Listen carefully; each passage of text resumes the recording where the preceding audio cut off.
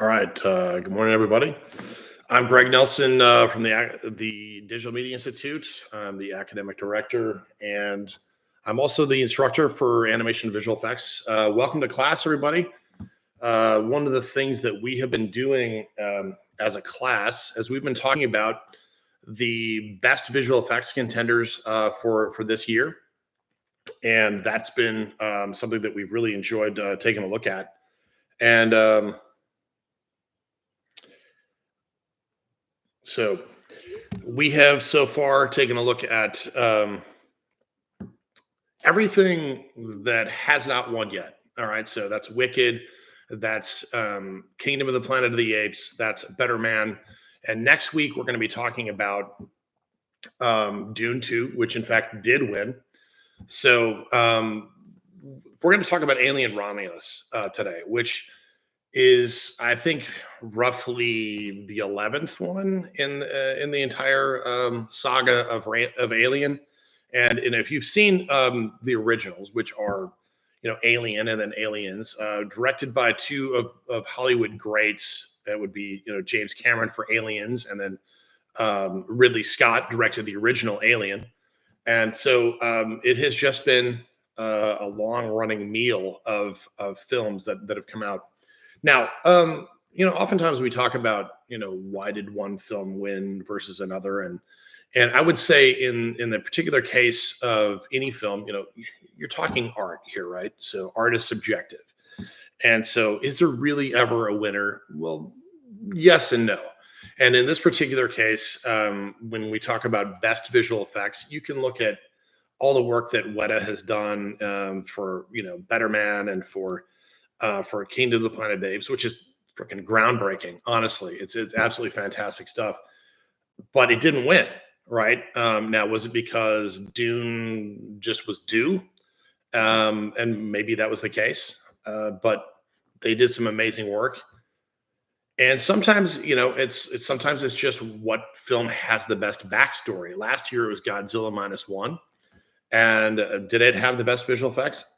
Personally didn't think so, but that's my opinion. I thought the creator was the best, but honestly, they had the best backstory. They were a small, tight Japanese crew, and they just pulled it off in a way that only a small crew can. And so, absolutely fantastic. But let's talk Alien now, okay? Um, and I'm going to share my screen here, and we're just going to kind of go through. I've got a couple. Both are the VFX breakdowns from WETA and from ILM, both the top-notch studios that are doing visual effects in the world. And so when you've got both of those, those outfits working for you, you've got a real genuine shot of doing something spectacular. So I'm going to go ahead and I'm going to share my screen here. And we're going to take a look at this is the visual effects stuff from WETA, and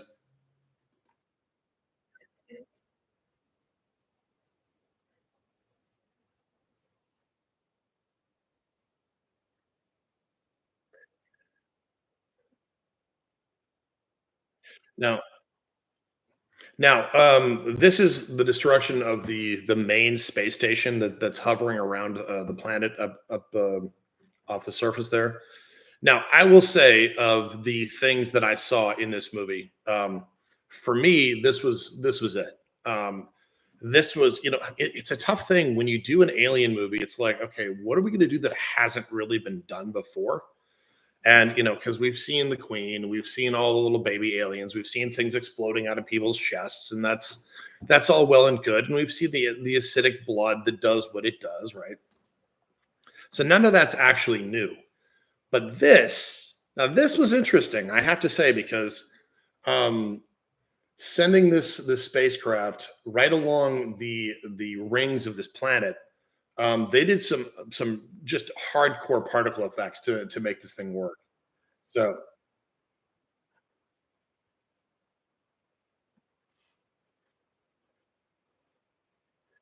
so so what you're seeing here, honestly, is essentially this is the space station, but it's all particleized, right? So and you can just kind of see by the way it's all put together.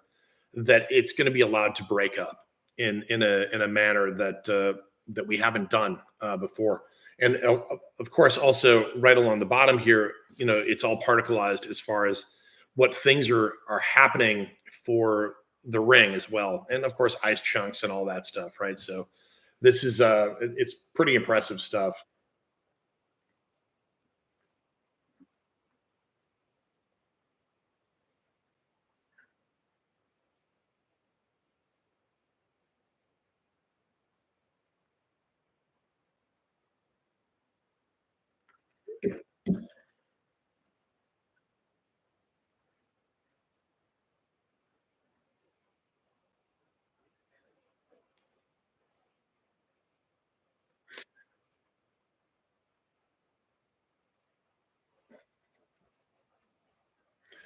So basically, what she's getting into talking about here is essentially all these different layers that were used specifically to generate the interactivity for how the thing is going to interact with the particle cloud of the rings here. And I mean, if I'm being honest, are particle effects new? Absolutely not.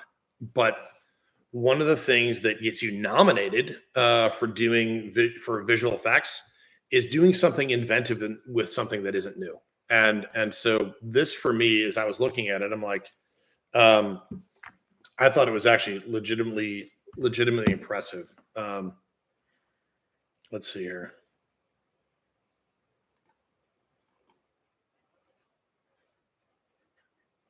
So basically, all these different layers are for peaks, valleys, different striations in all of this stuff. And so they did an amazing job of doing that. So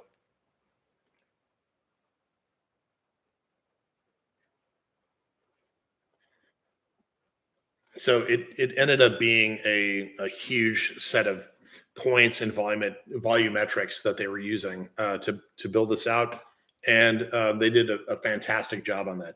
And that for me is why I wanted to take a look at this one, and because again, there's not a lot. It's weird. I liked the movie. I didn't like the movie, but I was a 50-50 on the whole thing.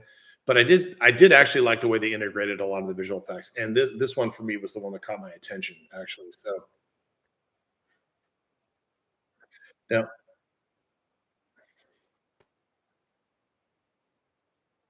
Now,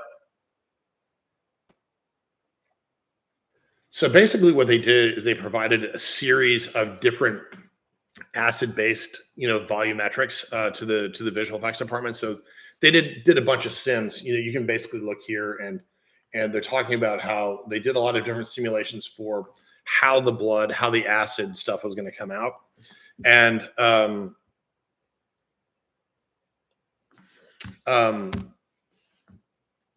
and so they just provided that to the visual effects team to be able to go and integrate that as they felt necessary. Now, so basically, when you're working with with a director, when you're also working with like the particularly the visual effects editor, they're going to be the ones that are going to be in charge of, okay, give me a little bit of blood here, give me a little bit of blood here. This was just building a base that allowed them to actually be very very specific about timing things and putting things in where they wanted them to be. um and it's not okay, I'm being honest, it's not like we haven't seen acetized blood, from the aliens previous to this. But this was one of those things that they did a great job of timing it out. And I thought,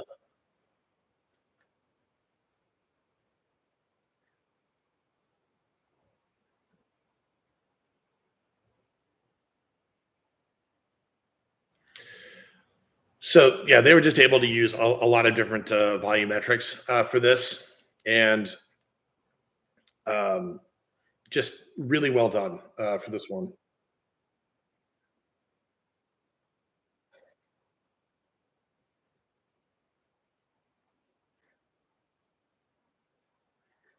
So this is the decompression scene when the blood finally makes its way through to the bottom, and of course the pressure of the spacecraft starts to go rolling out. So they use these particleized sand with it, and I thought it was really effective, honestly. And so this is one of the areas where when you look at WETA, this is one of the areas that they really do well in. Okay, so they're fantastic when it comes to characters, creatures, that sort of thing. Obviously primates is like they've made their career on that sort of thing. But particle effects and this kind of work is a completely different segment of visual effects, and they've done a fantastic job with doing that. So um,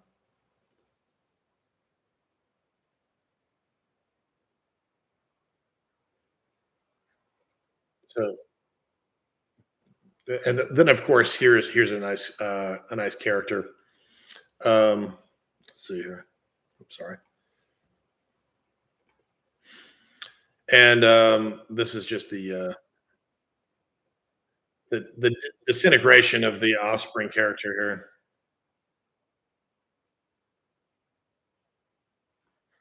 here. And that was all done in Houdini. That's the thing they're talking about here. So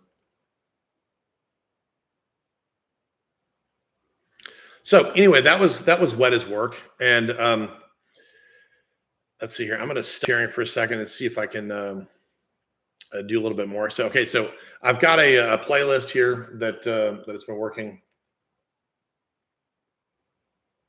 and this one that I'm going to share here.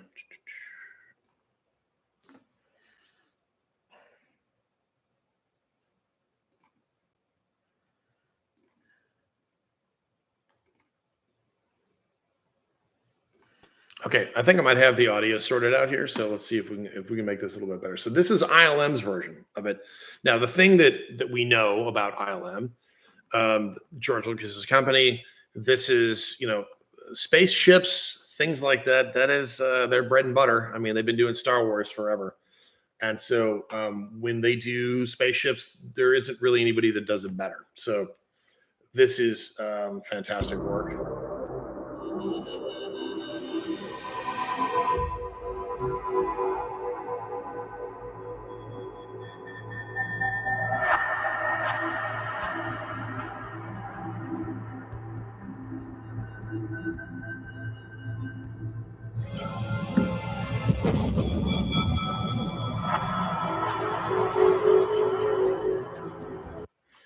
I mean,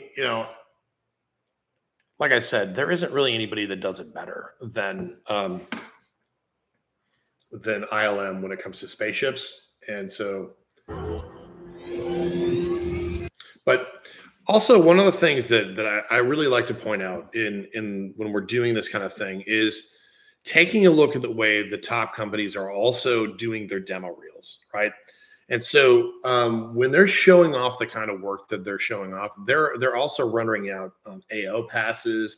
They're rendering out just particle passes and things like that, just specifically so they can show exactly what they're doing. And if you're a student doing this kind of work, that's the kind of things that you should be doing. You should be looking at the visual effects demo reels that these top companies are putting out to show exactly what it is they do.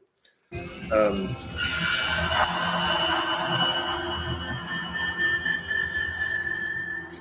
and I think one of the things that you start to see really specifically when it comes to exactly the way ILM handles spacecraft, there isn't anybody that does it better when it comes to you know details and texture mapping and all of the different things that they put in.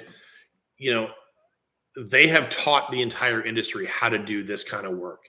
So it's pretty specific. And just watching all of these passes go in, you can see it's like, okay, we've got the lighting pass, we've got the shadow pass, we get these little the glow passes that are, and the way that the light is interacting with the atmosphere. These are things that are processes that they've built over time, and you can see why this movie gets considered for best visual effects, because it's done to the nth degree. And now, one of the things too that I want to mention is, this is kind of hats off to visual effects supervisor Eric Barba. And Eric has been in visual effects literally about as long as I have. And going back to the very, very beginnings of my career, I was working on the back lot of Universal Studios at a company called ZM, Zaloom Mayfield. And he was working at Amblin Imaging, which was also on the lot of Universal. And he was working on a show called Sequest DSV, which was Roy Scheider cruising around in a super secret submarine doing cool super secret things. And he started and Eric Barba started in Lightwave, the same as me. And so he had a really huge impact on my career at the very, very beginnings, because he would write all these different articles for a magazine called Lightwave 3D, which I read voraciously. And it's how I learned. Like, I would go through some of the things he was talking about. I'm like, yeah, that's amazing. And so to see how far he's gone in his career, I mean, he's basically been the visual effects supervisor for one of my favorite directors, David Fincher, on a lot of David Fincher's big movies, specifically Benjamin Button. And, that one was, and he won an Academy Award for that. And so to be nominated again, and you can see exactly why he's nominated, because he really is one of the top guys in the industry.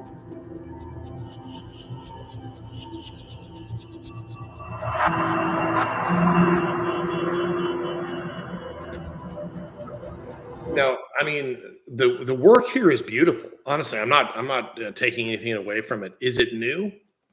No, it's not. I mean, this is we've seen this kind of stuff. I mean, in pretty much every Star Wars movie, and this kind of stuff has been done, but it's beautiful work, and so that's why it got nominated.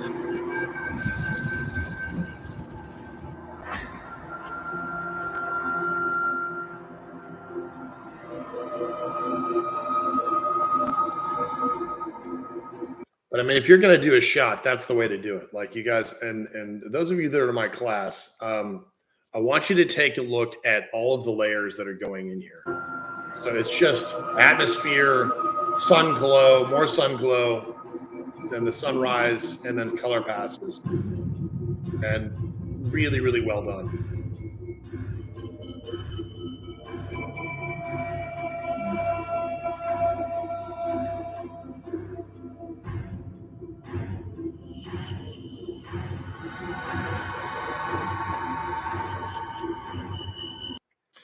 This is right here is actually a really cool shot, just from the standpoint of that right there. Just to be able to see, this is the ambient occlusion pass that they've done for this space station. What I love about AO passes, and particularly what I love about them for visual effects reels, and particularly for students, is they're just basically a light and shadow pass that allows everybody that you're showing it to see how much detail there is in your model.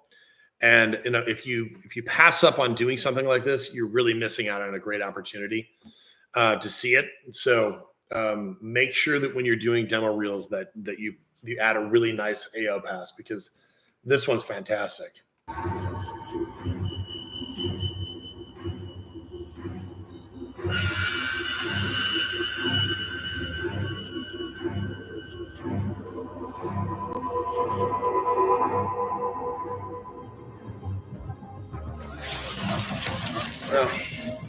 Now, I will say that some of the creature work in here was actually really good. I mean, it's one of those things that the little baby cephalopods, I believe is what they call them. It's pretty creepy, and the way that the way that it's integrated is really, really well done. It definitely feels like an alien movie, so.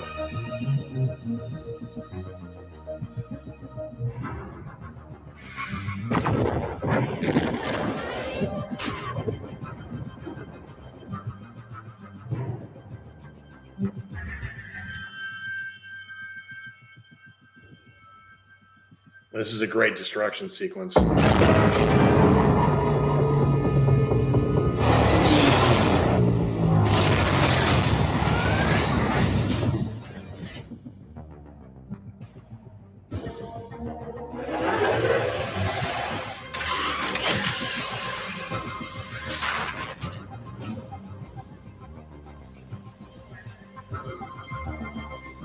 Now, of course, have we how many times have we seen big old mama coming around the corner with her jaws dripping, right? But it's still creepy and it's still done in a great way. So,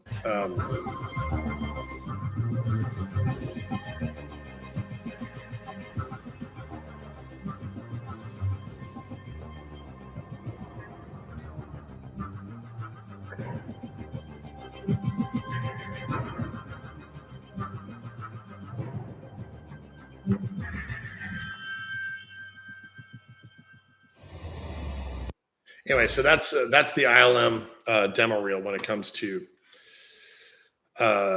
talking about the visual effects for Alien Romulus. Now, next week I've been saving the best for last. We're going to be talking about Dune 2, and it did win. Paul Lambert certainly deserved the win. He's won several times before, but Dune 2 really, I think it broke some new ground. And so join us next week. We're going to be on Tuesday at 11, just like we try to be on a weekly basis. Check it out. We're going to go through a shot by shot how they did some of the stuff. They did some really groundbreaking things and new techniques that you can only really get when you put together a huge crew that has time to actually practice and pull something off. So, anyway, thanks you guys for joining us, and we will talk next week.